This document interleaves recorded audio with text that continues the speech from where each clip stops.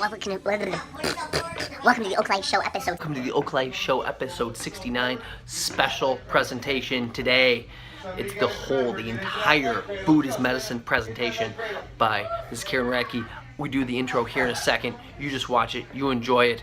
Let us know if you have any questions, feedback, type stuff in. We'll throw stuff out. It'll be good. But she's a wealth of information with knowledge. Again, it's entitled Food is Medicine. Enjoy. I met Karen because she joined the chamber 6 months ago? September.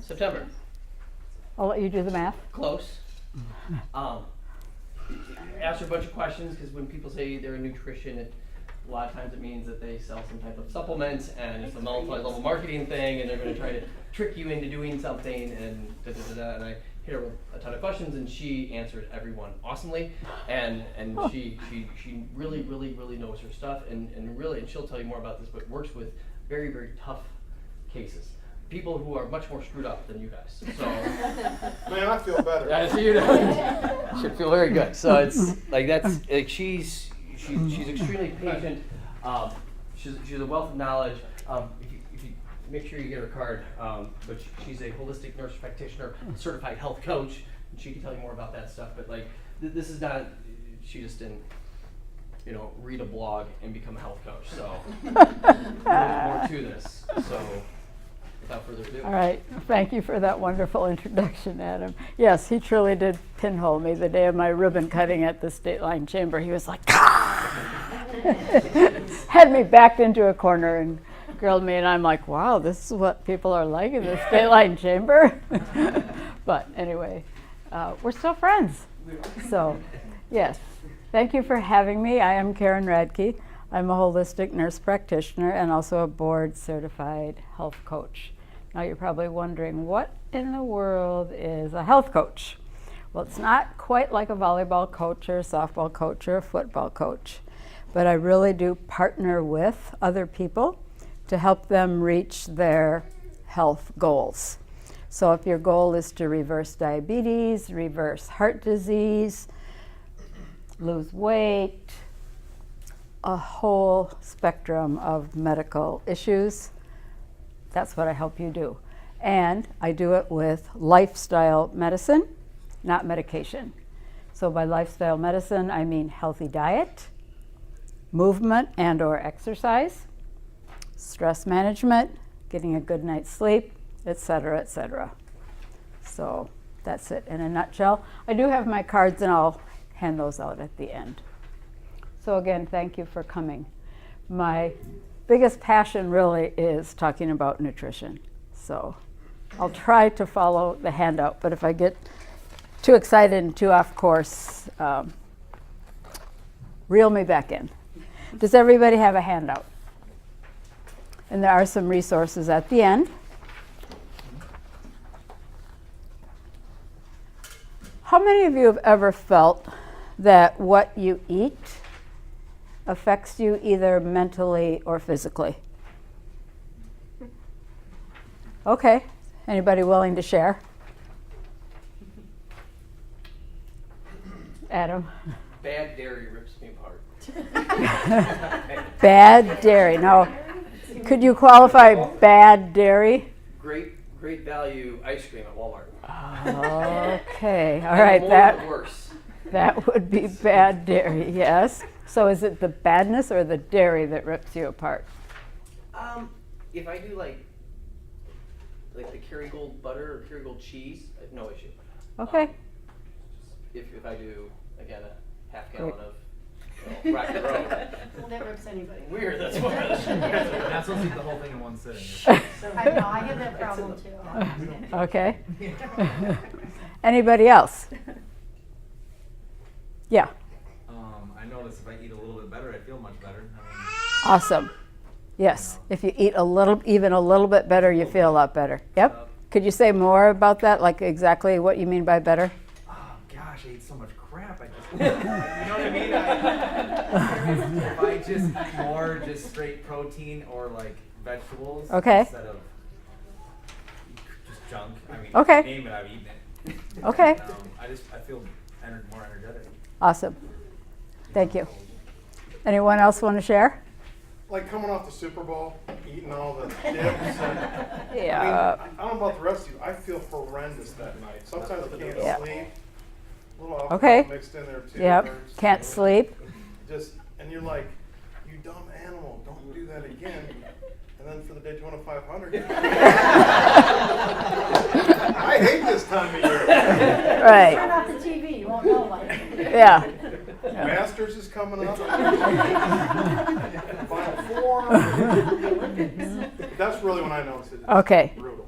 All right. So Thanksgiving and Christmas were fine. You never didn't overdo it. I didn't even go there. It's football Okay. time. All right. That's yeah.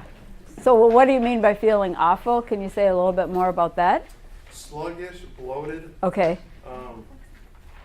icky. That's a Icky. good word. All right. Just feel Icky's a good word. Not really a correct medical terminology, but I'll take it as a good word. Anybody else? I got one more Yeah. thing. I'm sorry if anyone's here. If I eat a little bit better, I have severe ADHD. I've always had that since I was a little kid. Really bad OCD. I feel a little more in control. I mean, I still make outbursts, obviously, you know. You know what I mean? But I feel Yeah. like I'm more on point. Like instead Okay. of having a meeting and thinking about fishing, I'm like actually listening to what's going on. Okay. You know what I mean? I feel Sure. better. Feel smarter. Not smarter. God, that sounds Yeah. stupid, but Yeah. you know what I mean? You're able to concentrate. More on point. Yeah. That's a great example. And there is now quite a bit of research out there about nutrition and ADHD. So thank you for sharing that because we won't tell her. No, yeah. I've also noticed not just eating the good stuff. I like to call it like the dairy, the donuts, which is also like not so good stuff that affects me, but also eating the good stuff. Like even eating good nutritious like vegetables, having too much of that can also I think have an effect on you. I've noticed. Okay. That, if I eat too much, like say broccoli. Okay. Too much broccoli, I will notice that I will kind of blow up a little bit Okay. in the gut and get a little, sorry honey, gassy. Everybody's well aware, bro. Okay. Even kind of like brown rice too, I'll notice some type of like gut inflammation as well. Okay. So I just want to point out that not just eating the bad stuff can have an effect, You're right. but also eating too much of the good stuff can also have that kind of negative effect as well. Yes. That's a good point. Okay. Yeah, especially like broccoli, which is a cruciferous vegetable. Cruciferous, that's Yeah. the word I was looking for. Yeah. And if you're not used to eating 3 cups of broccoli at the same time every day, it will have that effect. Yeah. Anyone else want to share? Yeah. My wife's always in a better mood when she eats healthier. Okay. I know, like, last night she was like, I feel like crap, and she's eating like a $2 pizza from my. We need to feed her healthy more often because she's taking out on us. No, just physically like in a better mood. Yeah. Like not, I don't know how she feels internally, but she's Yeah. actually in a better mood. Okay, well, thank you for sharing that. Call her out. Yeah, there was someone else in the back. If I noticed that when I would put flavored creamer in my coffee to start Uh-huh. the day off with, Uh-huh. a couple hours later I would need more sugar. Okay. And this is like a couple hours later I'd need more sugar. I'd be Yep. craving sugar, so then Yep. I'd cut it out completely. Okay. And I don't crave sugar. Okay. Until That's a two. great point. Until two. Then it's a dark chocolate. Okay. How dark? What number? 10%. Okay. Awesome. Good for you. Well, thank you for sharing. So those are all just great examples, and I'm sure everyone raised their hands, I think, so probably everyone has a story. You're grinning like there's something you just got to say. Oh, no, it's like everybody else. Yeah. I mean, Yeah. Carbs and blood. Yeah. Yeah. All right. So for a few minutes, I'm going to ask you to remember your 8th grade biology class. Remember that? No. All right. You didn't have biology. Okay, well, then I'll forgive you. So what happens when you eat a chocolate chip cookie? You feel good for like 20 minutes. Okay, great. You feel good for 20 minutes. Why? It's like a drug. Yeah, it's like a drug, and it is. It is. It's like a drug. So you eat a chocolate chip cookie, and what happens? Blood sugar elevates. Yep. All right, what happens when you eat 4 chocolate chip cookies? I fall asleep. You fall asleep. Okay, so when you eat, well, let's just say 1, let's start with 1. When you eat a chocolate chip cookie, it's digested in your GI tract. That sugar then goes into your blood, and your blood sugar goes up, right? Then what happens? It goes down. Okay, Insulin spike. very good. Who said that? You get an A. Yes, when your blood sugar goes up, your body then produces more insulin. Now, what does insulin do? It's a hormone. Pardon? It's a hormone. Yes, it's a hormone that does. Shuttles the sugar to your cells. Okay, very good. Wow, you guys do remember 8th grade biology. Okay, so yes, insulin's main job is to keep your blood sugar constant. Okay, that's insulin's main job. We're going to talk about some of its other jobs in just a second. But its main job is to take the sugar from your blood and get it inside every cell, inside every muscle cell, inside your brain cells, inside your heart, inside your liver. Okay? When it does that, of course, then your blood sugar goes back down. Now, what happens when you eat the 4 chocolate chip cookies? Your blood sugar goes really high, and then what happens? Your insulin goes really high. And what does insulin do? Brings your blood sugar back down. And then how do you feel? Lethargic. Crappy. Lethargic. And what do? We eat more sugar. So it sets up this very vicious cycle. High blood sugar, high insulin. High blood sugar, high insulin. And after a while, the whole mechanism just starts to break down. Now, we talked about the fact that insulin is a hormone. Who said that? Okay. So it is a hormone. It's a master hormone. What else does insulin do? Who's the smart guy in the back there? Spikes blood. Pardon? Spikes the blood. Well, it brings blood sugar back down. Yeah, I mean, insulin goes up, you're right, but it brings the blood sugar back down. What else does insulin do? Stimulates glycogen formation. Okay. So it volumizes the cells while you're working on it. Okay, okay. That wasn't quite the answer I was looking for, but yes.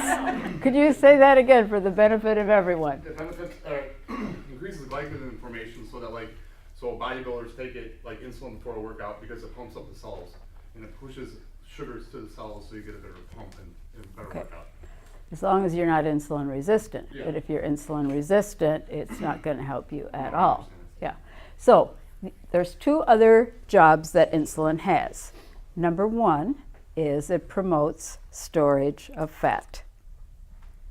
For many, many, many years, anybody who had heart disease, they tried to put everybody on a low-fat diet and lots of carbs. Well, we're recognizing now that was a big mistake because insulin promotes storage of fat.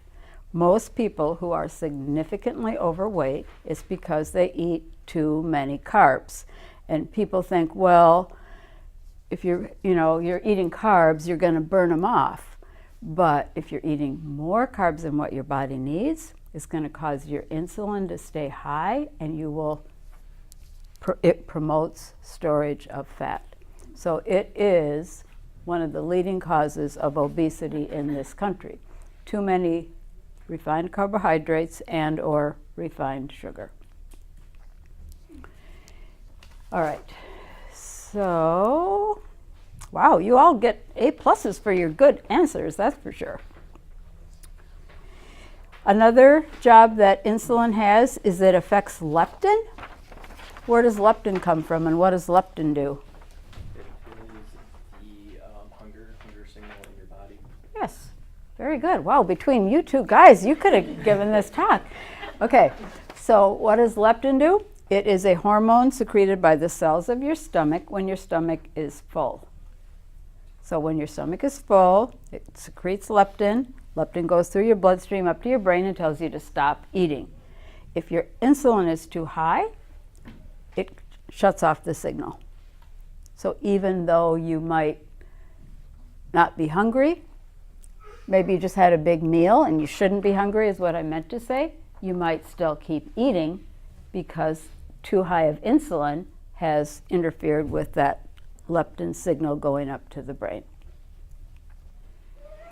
So if you have prediabetes or diabetes or any type of heart disease, the next time you're worried maybe about developing diabetes, have your doctor check your insulin level.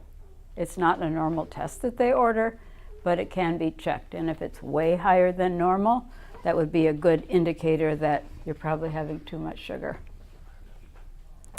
When you say insulin level, different than A1C, different than just your Completely your different. blood glucose. That's a very good question. Yes. Your A1C is really a measurement of blood sugar in some ways, because your A1C measures how much sugar is glommed onto your red blood cells.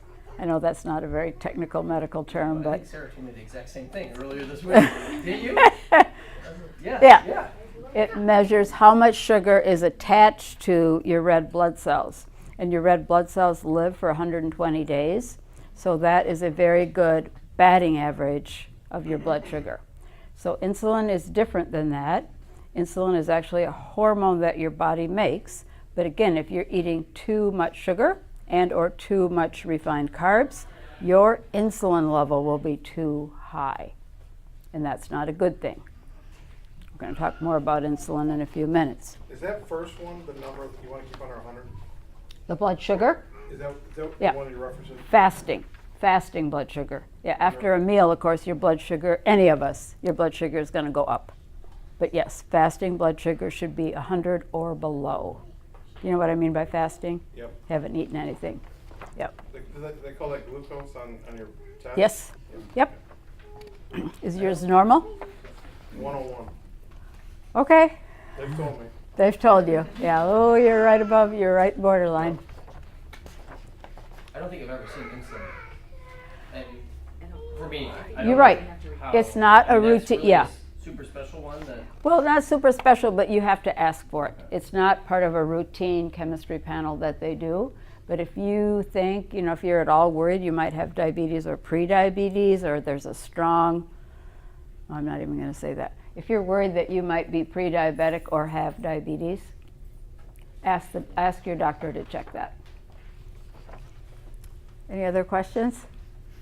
Well, they check me when I check me for diabetes. They just make me fast, and then they take my blood, and that's how they tell. They don't make anything. They don't say anything else or insulin or anything like that. They just make you fast. So is that You're right. That can be inaccurate, right? I mean. Well, okay.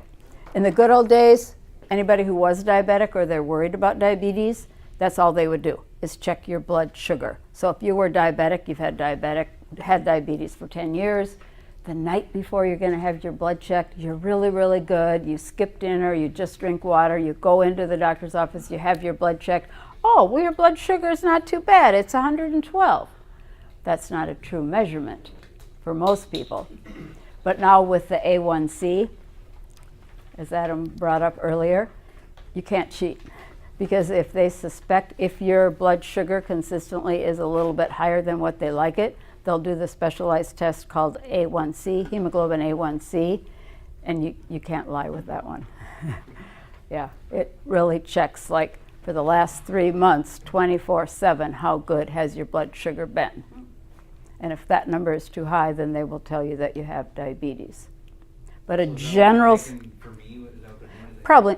Probably not, unless you really, if your blood sugars have been high, like time after time after time, then they'll do a hemoglobin A1C. They should. But they won't routinely check for insulin, because most doctors don't really even understand insulin resistance. They don't. It's sad, but they don't. The reason why is because the way to fix it is with diet and exercise. And they don't know much about diet, and most of them don't exercise. So they're not gonna want to explain insulin resistance to you if your insulin level is too high. You have to ask for it. Good question. Can I throw one more question? Yep. Yeah. Not to throw Sarah out of the. So her daughter is a type 1 diabetic. They've worked with us for a while. So Okay. she is if anybody knows insulin. Okay. Sarah knows insulin. Okay. We had a conversation about not, just like people are different, Right. A1Cs will be different. Do you notice, or is there a way to if somebody would run high or somebody would run low or somebody like how when you get that feedback, I guess with any blood levels, Right.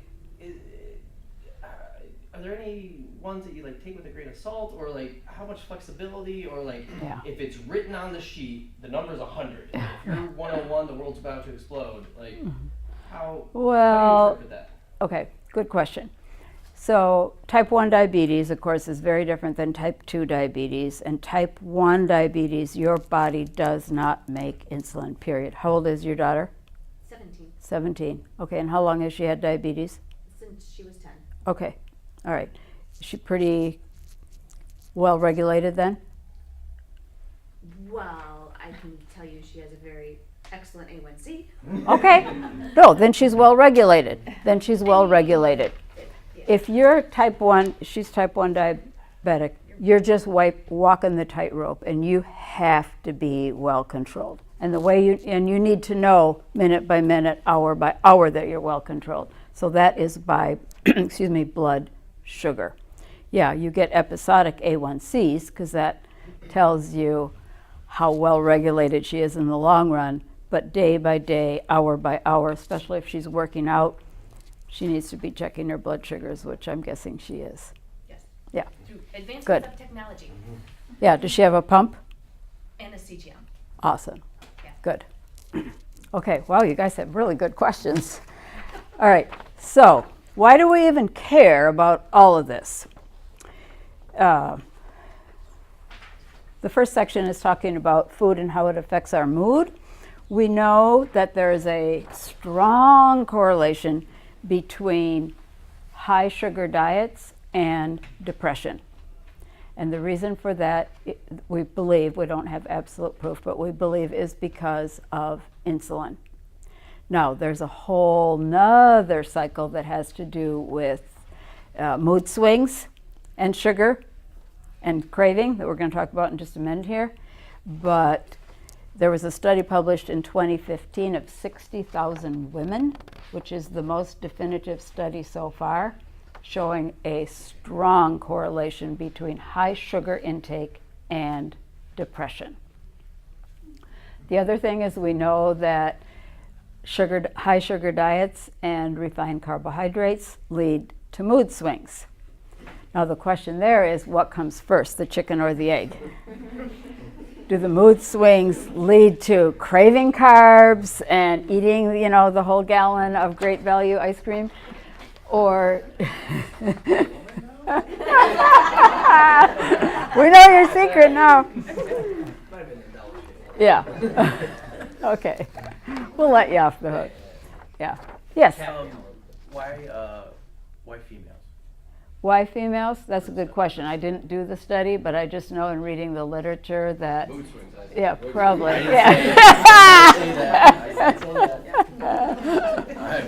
Yeah. And quite honestly, I'll say it's probably because women tend to be higher users of the healthcare system, so they're easier to sample. And it was a fairly long-term study, like over 4 years. So, yeah, that's probably why. But yeah, let's check all the women and see. Insulin has a direct factor on estrogen production, though. It could. It could That's very. why it affects females more. That could be too. Yes. That's what I heard. I read a study on that. Yeah. All right. So there are two important neurotransmitters that are affected by food, and especially by sugar and junk food. And those are dopamine and serotonin. How many of you have heard of dopamine and serotonin? Okay. With dopamine, it's pretty straightforward. If you eat those 4 chocolate chip cookies, it is definitely going to trigger a dopamine response in your brain. Dopamine is a neurotransmitter, and it's a feel-good neurotransmitter. So you feel good, right? Some people think that sugar is just as addicting as cocaine, and for some people, I really believe that it is. So both sugar and cocaine actually trigger a dopamine response. So again, when you eat those 4 chocolate chip cookies, you feel really, really good for just a short period of time. And it is because of the sugar triggering the dopamine response. Just Yeah. one other story. Yes, I'm so yes, sorry. no. I'm I love sorry. stories. So my mom worked with this lady who was an absolute just jag-off, whatever, for a long time. And I hate to say, and she got like into this crazy health thing, and now she's like lost a bunch of weight, and she's like so happy I can't even be around her. You know what I mean? Like women people. So like it obviously does something. You like almost overly like so it obviously does something to help your mood, because she was like not a nice person for like a long time. And she wasn't. And she got off the sugar. She on this. She would cook stuff. I had brain surgery like in 2012, so she'd send meals over, and it was like all really healthy stuff. You know what I mean? It's like, that's the type of stuff she would eat, and then she was always so happy. And I was like, man, I can't get on that diet. But then, Yeah. But then I tasted it, and I was like, all right, we can eat a couple more McDonald's burgers. Yeah. But I just had to throw it out there. Sure. So it works somehow. Yeah, it does. So what about serotonin then? How many of you are familiar with serotonin? Okay. The relationship with food and serotonin is a little bit more complex. So if anybody really wants to know the whole story, I'll talk to you about it at the end. But serotonin is another feel-good hormone that's a neurotransmitter in your brain. So you cannot take serotonin orally because it does not cross the blood-brain barrier. But tryptophan, anybody know what tryptophan is? Tryptophan is a precursor to serotonin. And tryptophan does cross the blood-brain barrier. So everybody always says, like, Thanksgiving dinner, you eat so much turkey, it's high in tryptophan, and everybody's sleepy. Well, that's partly true. But in order for it to really make any changes in your brain, you have to have a high carbohydrate meal along with some tryptophan. So if you see serotonin capsules on sale on Amazon, don't buy them. They will do you no good. But I do sometimes see ads for tryptophan, and I would say with the help of some type of an herbalist or your doctor or some kind of healthcare practitioner, you can take tryptophan if you're really trying to boost the serotonin in your brain. Serotonin reuptake inhibitor do relative. Okay, so a serotonin reuptake inhibitor, it inhibits the reuptake, so the serotonin level stays higher in your brain. Yeah, it doesn't get used up and thrown out and digested and used up. It stays higher in your brain because it's a reuptake inhibitor. No, it's good news. An SSRI is good news. It's a reuptake inhibitor. It's not constantly being recycled. It just sits there in your brain where you want it to be. So then you feel good. You feel good. Yes. Yeah. In the tryptophan, that's the Precursor. to it. Yep, which is a protein. It's an amino acid. Yeah, and it's high in turkey, chicken, soy, eggs. Bananas? Maybe, I'm not sure. I know it's mostly protein foods that have a lot of tryptophan because it is an amino acid. I've just been reading some stuff on like tryptophan, like natural food, like to help you relax, relax the muscles. Yep. Came across bananas that are somewhat high in tryptophan. Okay. That could be. I would eat like half a banana or a full banana sometimes before I go to bed, like 30 minutes, and I would feel myself just relax and mellow. Okay. Before I go to bed. That might be from the magnesium. I'm not sure, but yeah. Too. Did everybody hear him in the back? Eating a half a banana or a banana before dinner or before bed sometimes can help you relax. And it can. All right, let's talk for a few minutes about food cravings. We already hit some of the important things. There are many, many factors that affect food cravings, but I picked 3 to talk about tonight. One is sugar, and I think we've really exhausted that, kind of talking about how it affects your mood. But definitely somebody gave the example of the creamer. Definitely, if you're eating a lot of sugar, it's going to lead to more and more cravings. There's no doubt about that. Processed food. Well, how does that lead to cravings? Pardon? Salt. Salt, yes. Very good. High in salt. and sugar too. Now, what do I mean by processed foods? Stuff in packages. Pardon? Stuff in packages. Anything packaged. Baked snack crackers, cheddar cheese. Now, they're baked, so they got to be good for you, right? No. They are not good for you. I know, right? Yeah, actually there might be a few left in here. Naturally flavored, made with real cheese. You're like, oh, well, that's not so bad. Right from the cow. Right from the cow. I doubt it. So somebody said high salt. Yes, loaded with salt. They are refined carbohydrates. Now, what do I mean by that? Broken down, yes. So they'll take perfectly good grains of wheat. They take off the bran, all the good stuff. They take out the germ, more good stuff. And then what's left is just that starchy part of it, and they pulverize it. They literally pulverize those molecules, so it acts in your body just like sugar.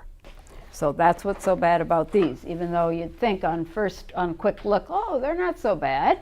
They're baked. Well, they are bad. But like, isn't also just the orange coloring? Because Yes. It's like, no, I mean, I'm serious. It's like Yes. macaroni and cheese Yes. orange, the Dorito orange. I mean, and Seriously, the Dorito orange, they're telling you not even, that is Yep. like horrible, Yeah. horrible stuff. So like everything that has all of this fake orange, You're right. Or cheeses. Red 5 and Mountain Dew. Yep. Yep. Right? Yeah. Do you remember a couple years ago the big stink about the dough conditioner in our bread? Sara Lee and Pepperidge Farms and Panera. I remember Panera and all the headlines with Panera. They all were using a dough conditioner in their bread. It's a long chemical, about that long, but it's the very same chemical they use in yoga mats. Yeah. Yeah. So needless to say, when somebody uncovered this and it was headlines, you know, Panera bread uses dough conditioner from yoga mats. Panera, I remember, was like, oh, no, no, no, we don't use that anymore. So you're right. It's all the preservatives. If you look at what all is in here besides wheat and cheese, I think cheese is the very last ingredient on the label. It's horrifying. It's horrifying. Yes, so all the chemicals, preservatives, dough conditioners, stabilizers, all the stabilizers that they add, really bad. All right, so what about this lovely little treat here? Apple straws. Made with real apples. Gotta be so good for you. 30% less fat. Then what? How many carbs? You're right. So the same thing. There might be a few flecks of apple in here, but again, they've used refined carbohydrates, which will instantly turn to sugar in your bloodstream. So vote them out. Here, in my mind, is the worst, the very worst. Campbell's Chunky Pub Style Chicken Pot Pie. He just wants it. He wants it. What's the crackers and I will say that an unnamed relative left this at my house. I did not buy this, and I did not go out and buy it because I would not support them. But what's wrong with this? sodium? High sodium. Yep. Preservatives. Preservatives. Tons of preservatives. I used to work and make stuff like that, and man, we put Yeah. acid, all sorts of stuff in that stuff just to keep Yeah. it, you know, we had to wear full suits just to make it. Like with breather masks and Really? on the back, yeah. Really, Some you I can believe it. body then. I believe it. Sulfuric acid and stuff like Yeah. So again, the list of ingredients and preservatives and coloring goes on and on and on. HBMQ, I don't even know what that is. HBMQ, I don't want that in my body. You want to know the scariest thing about Campbell's? So instead of, you know, when chickens are hatched, they're sexed, the males used to be thrown out. Now instead of throwing the males out, because they got my dad's in the food industry, he's actually Okay. seen this. They give them hormones to make them hermaphrodites so that they're female chickens then, and Campbell's buys them. Wow. So they're pumped full of estrogen to make them into females to grow breasts so they can make them for food. That has got to be about the most disgusting story I've No, ever you see heard it, from. he goes that they're, Yeah. they're male birds that Right. have big breasts for yeah. And Campbell's and Progresso are like the two biggest buyers. Wow. Wow. Yep. Yeah. Just to add on to that, my brother for many years worked for Pillsbury as a food scientist. So he would tell me, like what you were saying, how they manipulate the food. Number one, adding all this stuff to it that we shouldn't be eating. But number two, it is genetically engineered, I said the wrong word, is scientifically engineered to make you crave it. It has exactly the right amount of sugar, exactly the right amount of salt, and exactly the right amount of fat. So when you eat this lovely thing of soup, you're like, that was good. So then the next week you buy it again, because you actually do start to crave it then because of how they scientifically engineer it. My friend in Canada said you can't even get Fruity Pebbles up there. Seriously, you can't. There's too much sugar. They won't even sell it. I was at the grocery store today, and I always look at what people have in their carts, but the lady right behind me had like 3 boxes of Apple Jacks, and I had to turn around and not look because I so wanted to just grab those out of her cart and throw them on the floor. I'm like, and she was a grown woman. I mean, I'm like, you can't eat Apple Jacks. Yeah, but don't you think it's a difference between somebody knowing that it's bad for them and choosing to eat it, or just being too stupid to know the difference? Well, Because I eat that stuff and I know it's bad for me.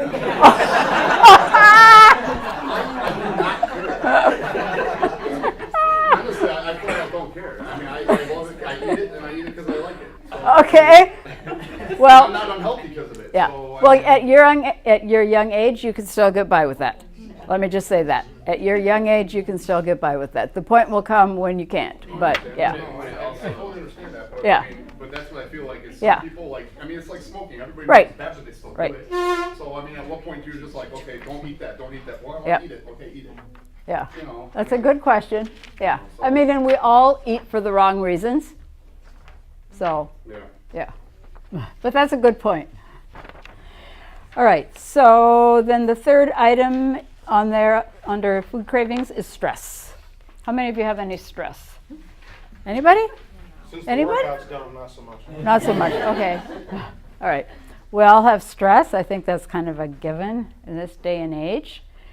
But the bad part is that when you're under a lot of stress, you tend to eat the wrong foods and engage in more emotional eating. Now, it's not all your fault, because our bodies were created to crave sugar. Our bodies were created to crave sugar. And our bodies were also created to survive, right? So there's an old part of your brain that is constantly craving sugar. Now, 3,000 years ago, when food was hard to get, that was a good thing because it kept us alive.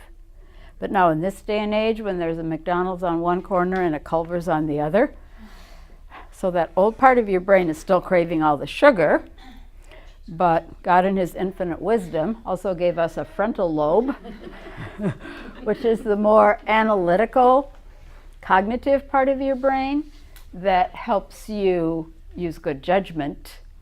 And if you just had a big breakfast at home, a good healthy breakfast, and you feel pretty good, but you drive by McDonald's and oh, it smells so good, and that back part of your brain is just really craving an Egg McMuffin even though you don't need it, just take a few deep breaths and let the frontal lobe, the analysis part, kick in to remind yourself, I really don't need an Egg McMuffin, even though it smells good. But I just want to say that so you don't beat yourself up totally.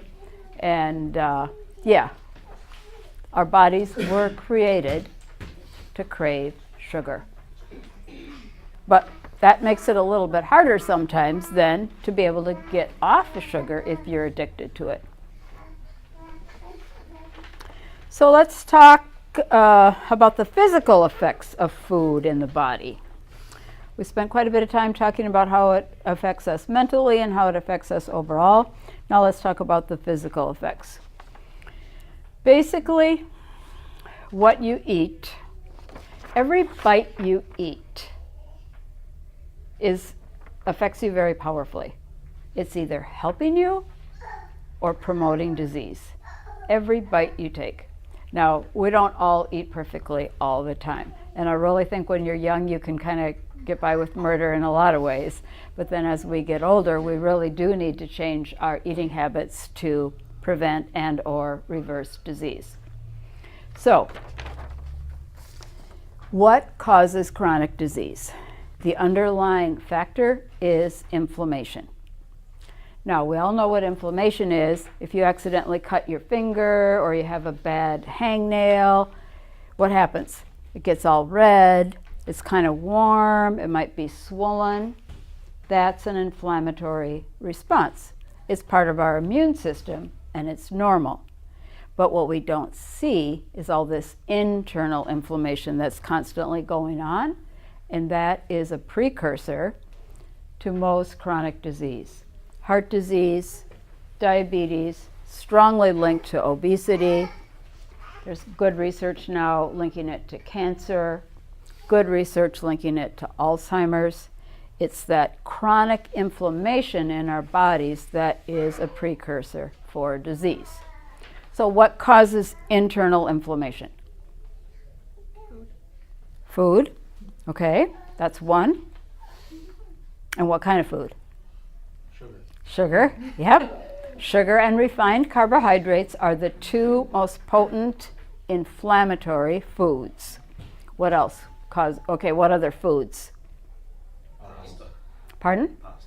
For some people, pasta. For some people that are gluten intolerant and or gluten sensitive, pasta can cause it. Yes. Omega-6s. Pardon? Omega-6 fats. Okay, omega-6 fats, yes. If you have, depends on the ratio. Ideally, you should have a good ratio of omega-3 with omega-6. But if you have too many omega-6 fatty acids, and most Americans do, you're right, that can lead to inflammation in the body. So the other big thing that causes inflammation internally is stress. But that's the vicious cycle, because if you're under a lot of stress, you crave more comfort foods. You tend to eat more refined carbs and sugary type foods because it gives you comfort. But then both of those things, the cortisol, which comes from the high stress level, and the sugary foods, are both causing inflammation in your body. We used to think that heart disease was simply a plumbing problem, that your blood vessels just got narrower and narrower and narrower with plaque building up until one day, bang, they were closed. But we know now that's not the true story. Yes, a lot of us at this age, anybody over the age of 22 probably has a little bit of plaque buildup inside of their arteries. But if you have some plaque buildup, even though it's a minor amount, and you have a high degree of inflammation in your body, that inflammation kind of roughens up the surface of the plaque, and that is what causes a heart attack and or a stroke. So again, it's the inflammation that's really causing the heart disease, not just the amount of plaque that you have built up. And if you think you might be at risk for heart disease, you want to ask your doctor to check inflammatory markers as part of your blood work. Like a high sensitive CRP is probably the most diagnostic. If anybody has questions, I can go into that more at the end. But a lot of times doctors don't check for that, again, because they don't know a lot about diet, and they don't know a lot about how to give you nutritional advice. They might send you to a dietitian, but I know a lot of good dietitians, but I know a lot of dietitians too that are strictly by the book and don't really know about anti-inflammatory foods. All right, so what should we be eating? I have another handout that specifically talks about inflammation. Can I ask a question? Sure. Yeah. So there are a lot of nutritional professionals out there, dietitians, What if someone ran into a dietitian, what would you guess the percent chances of that person having a good versus not so good by the book of 1987? Well, I would say maybe get a second opinion if you're not really sure. I'm just going to ask you to pass the rest of those out. Unfortunately, it's very politicized. So there are a lot of the American Dietetic Association is strongly linked with the food industry. So there's a lot of lobbying from the food industry to keep you eating all this stuff. I mean, some dietitians will tell you that eating all of this is fine. You know, as long as you have a protein and a carb and some fat at every meal, they'll tell you this is fine. They don't care how much preservatives you eat. So I guess use good common sense. Talk to any dietitian friends you might have. I know a couple of, pardon? Is it getting better? It's getting a little better. I know one really good dietitian at Mercy Health, but she's also a board certified health coach. So I think her health coach training kind of wisened her up a little bit, and she's very good at what she does. But I know a lot of dietitians that kind of are old school and by the book, and they'll give you an 1,800 calorie meal plan and tell you, you know, you can pretty much eat whatever you want. So,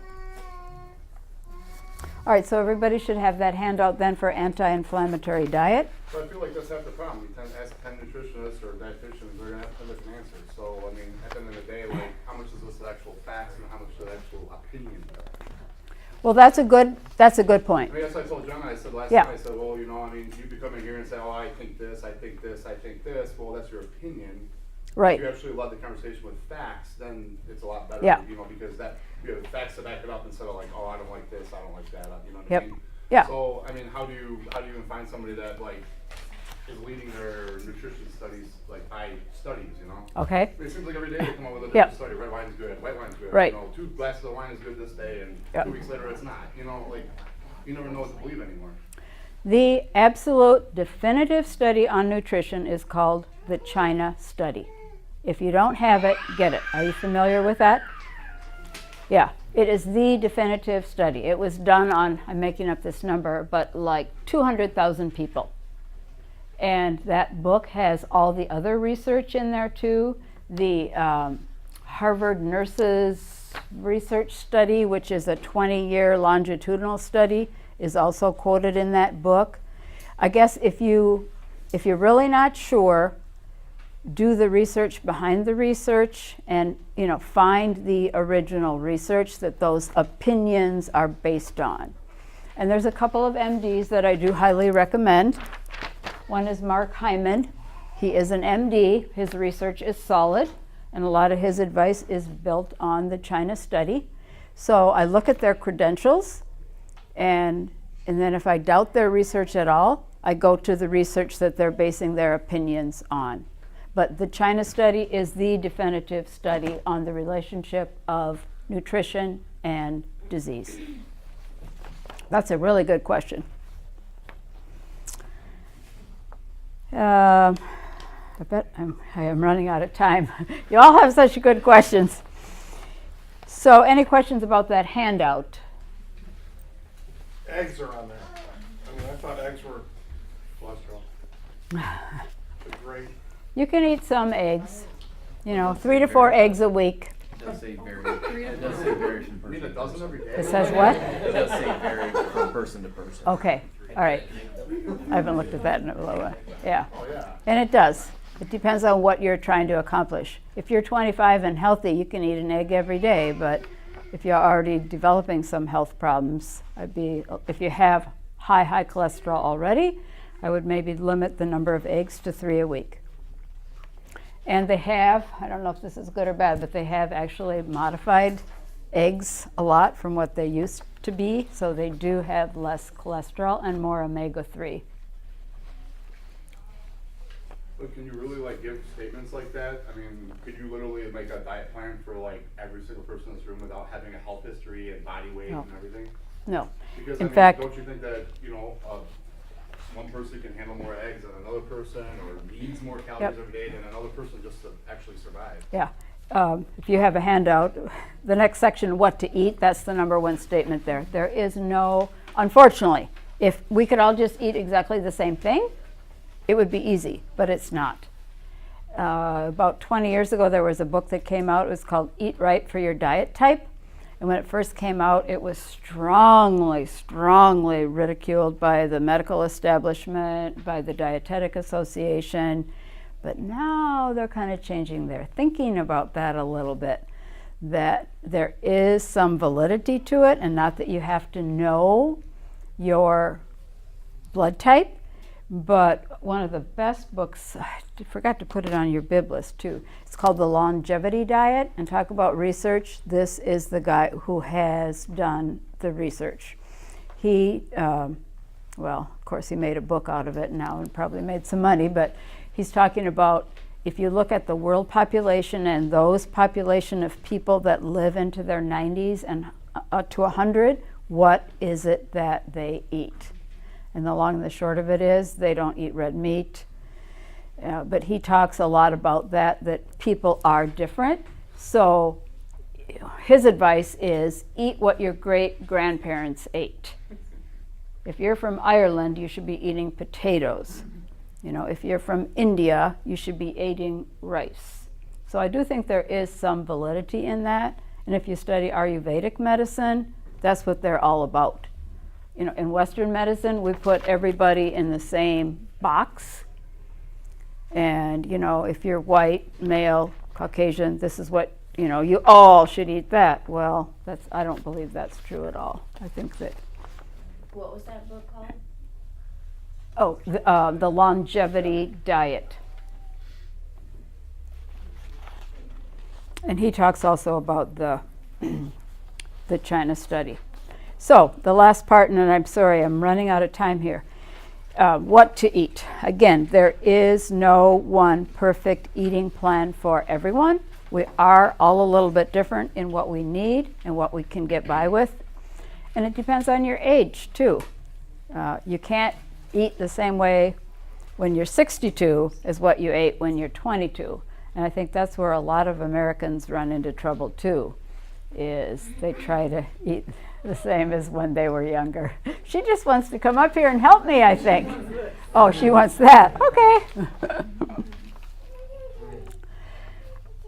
So the main thing I would say, if you're trying to improve your diet, what not to do is calorie restriction. We know that does not work. And most fad diets, you know, the grapefruit diet, the Atkins diet, Jenny Craig, many of the more fad diets really do not work, especially the ones that restrict calories. Yeah. So when you say restrict calories, is that Yep. just basically saying you're depriving yourself of foods that you need? Well, I'm just saying that somebody that's trying to lose weight, so they go on a fairly strict, like 900 calorie a day diet. Yeah. About a year ago, 2 years ago now, Harvard Public School of Health did a research study on participants from The Biggest Loser. They took, I think, 10 participants from The Biggest Loser. They'd all lost over 100 pounds, and they followed them for 6 years. Guess what they found? They all got fat again. They all except one, gained back every pound they had lost, plus more. And guess what else? Their metabolic rate was in the garbage can. I mean, their metabolic rate, I don't know what testing they used exactly, but their metabolic rates were so low that anytime they would go eat over 800 calories a day, of course they're going to gain weight. The other thing that they found is that their serotonin levels were ridiculously low. So these poor people, they worked so hard to lose all that weight. Number one, they gained it all back. And number two, their serotonin levels were so low, they're so depressed. Because they, reading for that, the calorie restriction, you know, it has everything to do with the energy levels in your body. So the less food that you're putting in your body, but the more output of, say, exercise you're doing, it's going to have a negative effect in the, would you say, the long run? So is that what happened to, like, the Biggest Loser people? I can't say exactly what happened, but I know that they were on severely restricted calorie diets, and they would work out for like 4 hours a day. And I think from other research that's been done, it's the calorie restriction because your body thinks that it's starving. Mm-hmm. So then when you go back to normal eating, you just gain a lot of weight. Yeah, because your body thinks that it's starving. Yeah. So how does somebody like that, who did something like that, how do they recover their metabolic rate so it goes back up? So That's that a you're good not question. Always having to Yep. 900 calories. I don't have all the answers, but I do know that exercise is a big part of it. Because, of course, you know, they tried to lose 100 pounds so they could win the grand prize on The Biggest Loser. And they're going to the gym and they're working out. Well, once the show was done, they stopped going to the gym. Because they burn themselves out. Yeah, probably. Also, that's 4 hours a day to work out. Yeah. Let's see. So just as a general rule of thumb, I don't love this completely, and I'll pass it around for those of you who are in the back. This, generally speaking, is what you should be eating. Whoop. Half your plate should be fruit and veggies. And if you're diabetic or pre-diabetic, I'd say fewer fruits, more veggies. So really, as a general rule of thumb, no less than 5 servings a day of vegetables of any kind, of non-starchy vegetables. So the asparagus, the green beans, the peas, et cetera, celery, carrots. Because I think that's a huge point. Yeah. So if you're trying to improve your diet, strive. That's hard. That's why you need a good health coach. And I know one. Yeah. No less than 5 servings of vegetables a day, of non-starchy vegetables. What if you don't like vegetables? That's a good question. If You're you not don't, gonna be healthy. no, It's over. no, Go I would look say up cookies. find something that you like. I mean, maybe you only like carrots, or maybe you only like celery, or maybe you only like low sodium V8 juice. Fine. Haven't hit anything. Okay. Well, well, you and I need to talk then. But there, try to find something. Corn is the only thing she Okay. No, I like green beans, but not a lot of them. All right. That is a challenge then. But I would say, again, try to find something that you like, and maybe you like it raw, but you don't like it cooked, or vice versa. Maybe it's a texture thing. Yeah. And eat some fruit, especially the low glycemic index fruit, berries. Do you like fruit? Mm-hmm. Okay. Well, yeah. Okay. I don't like melon, but I like fruit. Okay. All right. Yeah. To just kind of touch on that, vegetables. If you don't like vegetables a lot, how do you make them more tolerable? How do you, let's say, cook them in a healthier way? Smother them. Smother with cheese. Yeah. Instead of Yeah. smother it with cooking it in your favorite butter, cheese, Yep. or cooking it in grease. How would you make a healthier? How would you cook with a healthier vegetable? How do you make a vegetable? How do you make a healthy vegetable taste better? Yeah, there Yeah. you go. Yeah. That's basically what I'm saying. Roast them in the oven. I love roasted veggies. What would you Yep. roast them with? I put a great big cookie sheet, and I drizzle just a little bit of olive oil around, and then I sprinkle on Mrs. Dash, the salt-free Mrs. Dash, and bake them in the oven, in a hot oven. Oh, so good. They're to die for. Salad dressing. What about salad dressing? It is A healthier salad dressing instead of like your ranches, your blue cheese, your Yeah. Italian dressing. Oil and vinegar. Yeah, oil and vinegar, and using avocado oil, a healthy oil, or olive oil. Yeah, and balsamic vinegar. Making your own with no sugar. Yeah. Thank you. Yeah. So the thing I don't like about this plate is like the whole grains. These aren't whole grains. They have white bread and pasta. So ignore that little quarter of the plate. But other than that, this is what you should be eating, just generally speaking. So you can eat like as much meat as you want, like chicken. But it has to just take up a quarter of your That's plate. gotta fit on the plate. Yeah. Yeah. Oh, like that's as much as you can eat at Right. Oh. You need to have a really good look at that plate. Okay, we are out of time, so to honor everybody's busy schedule, I will end it. But I have lots of time for questions, so I'll just stick around and answer any questions that you have. If you need a great health coach, I know one, and I'll send around my cards, and I have some coupons too. So thank you, but I will stick around for questions. Oh, sorry.